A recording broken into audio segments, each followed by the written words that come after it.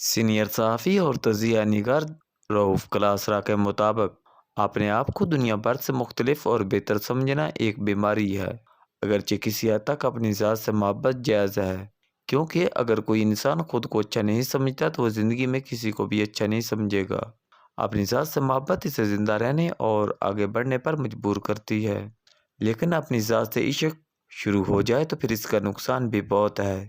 ہر وہ بندہ جو خود کو دوسروں سے اعلیٰ اور برتر سمجھتا ہے، وہ یقیناً خوفناک احساس برتری کا شکار ہے، اور اس جذبے کے تحت وہ دوسروں کو لیڈ کرنا چاہتا ہے۔ اسے یقین ہوتا ہے کہ دوسرے کم عقل ہیں، بے وقوف ہیں، وہ اگر اسے فالو کرے تو وہ انہیں ترقی دلوا سکتا ہے، کیونکہ اس کے پاس وہ صلاحیتیں ہیں جو دوسروں کے پاس نہیں ہیں۔ میں ایک روز ذوالفقار علی بھٹو صاحب کا ایک ویڈیو کلپ سن رہا تھا تو میں نے کانوں کو ہاتھ لگا کر خدا سے توبہ کی کہ انسان کبھی کبھار غرور و تکبر میں کتنا آگے چلا جاتا ہے اور خود کو ناقابل تصغیر یا ناقصیر سمجھ لیتا ہے۔ بھٹو صاحب فرما رہے تھے کہ ہر دفعہ مجھے کہا جاتا ہے کہ میں اس قوم کا ہیرو بنوں، میں کب تک ہیرو بنوں؟ میں ہیرو بن بن کر تنگ آ گیا ہوں، اب کوئی نیا ہیرو تلاش کر لیں۔ نواز شریف ہی ایک وقت میں خود کو ناقصیر سمجھ لیا تھا کہ ان کے بغیر نہ ملک چل سکتا ہے، نہ معاشرہ ترقی کر سکتا ہے۔ پھر وہ 8-10 سال تک جدہ اور لندن میں جلاوطنی کاٹتے رہے۔ جدہ میں میری جب ان سے 2005 میں ملاقات ہوئی تب بھی ان کا سٹاف انہیں مسٹر پرائم منسٹر کہہ کر بلاتا تھا۔ وہ جلاوطنی میں بھی خود کو وزیر اعظم سمجھتے اور کلواتے تھے۔ عمران خان وزیر اعظم تھے تو ایک دن وزیر اعظم ہاؤس میں تقریر کرتے ہوئے کہا کہ میں ہی اکیلا بچا ہوں، میرے علاوہ کوئی آپشن ہے تو لا کر دکھائیں۔ یہ وہ چند مثالیں ہیں جب ٹاپ پر بیٹھے لوگ خود کو عام انسان نہیں بلکہ بہت بڑی چیز سمجھ لیتے ہیں۔ آپ ان تینوں وزیر اعظم کے بیانات یا دعوے پڑھ لیں اور پھر ان تینوں کا انجام دیکھ لیں تو آپ کو سمجھ آئے گی کہ خدا کو تکبر یا غرور کیوں پسند نہیں۔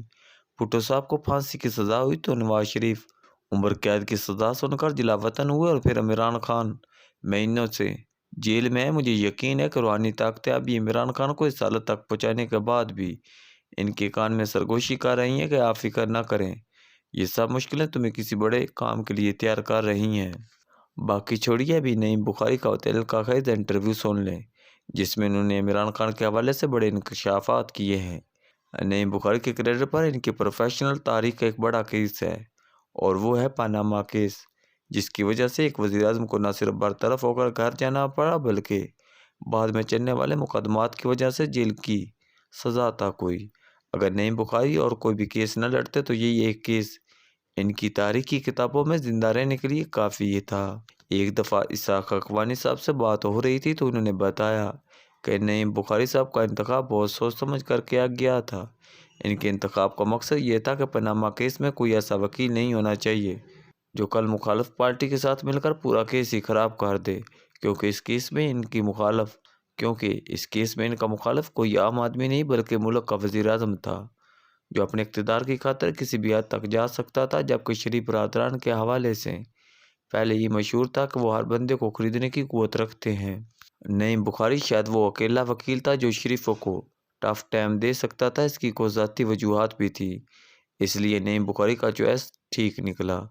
اگرچہ کہنے والے کہہ سکتے ہیں کہ اکیلا نعیم بخاری یہ کیس نہیں جیت سکتا تھا اگر اس کیس کی بیک پر ثاقب نثار، قمر جاوید باجوہ اور فیض حمید نہ ہوتے جو پیچھے بیٹھ کر سب کچھ مینج کر رہے تھے، لیکن اب جو باتیں نعیم بخاری نے کی ہیں وہ آنکھیں کھولنے کے لیے کافی ہیں، اور اس سے اندازہ ہوتا ہے کہ عمران خان میں کسی کی بات سننے یا اس پر عمل کرنے کی صلاحیت نہیں ہے۔ باقی لوگ جو اسے مشورے دیتے ہیں کہ یہ کر لو وہ کر لو، وہ اتنے ہی سمجھدار ہوتے ہیں تو اس کی جگہ وزیر اعظم نہ بن جاتے۔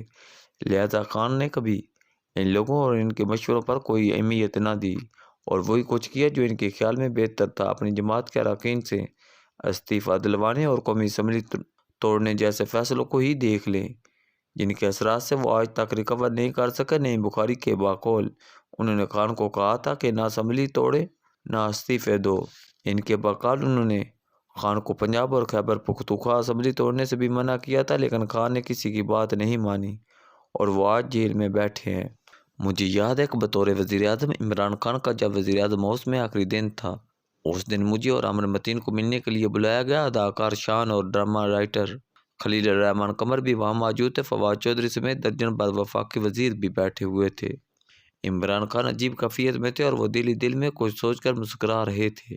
لگ رہا تھا کہ ان کے ذہن میں قومی اسمبلی میں ان کے خلاف تحریک اعتماد کے حوالے سے کوئی ایسا منصوبہ چل رہا ہے جس کے بعد سب منہ دیکھتے رہ جائیں گے۔ عمران خان کو خریدنے کی کوشش بھی کی گئی کہ آخر ان کے ذہن میں ایسا کیا ہے جس سے سب کچھ الٹ جائے گا، لیکن وہ اپنے اس خیال سے خود ہی لطف اندوز ہوتے رہے۔ ایک مرحلے پر مسکرا کر کہا، بس کل کا انتظار کریں اور دیکھیں کہ ہم کتنا بڑا سرپرائز دیں گے۔ لیکن تب بھی انہوں نے وہ راز نہیں بتایا کہ وہ کیا کرنے والے ہیں۔ اگلے دن پتہ چلا کہ انہوں نے قاسم سوری کے ذریعے رولنگ دلوا کر پوری اپوزیشن کو گردار ڈکلیئر کروا دیا۔ تحریک اعتماد پر ووٹنگ نہیں کرائی اور ساتھ ہی قومی اسمبلی توڑ دی اور اپنی حکومت توڑ کر نگران حکومت کے لیے اپوزیشن لیڈر شہباز شریف سے تجاویز مانگ لی۔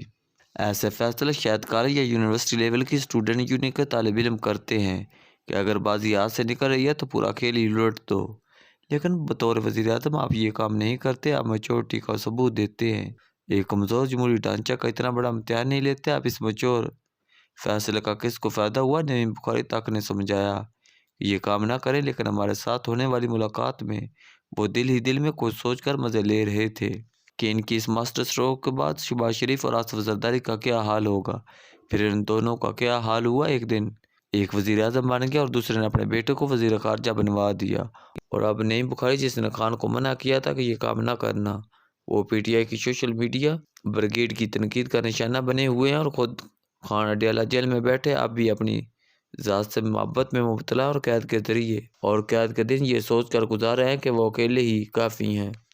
جو بات پاکستان میں بچے کو پتہ تھی کہ اسمبلیاں توڑنا ممکنہ فیصلہ ہے۔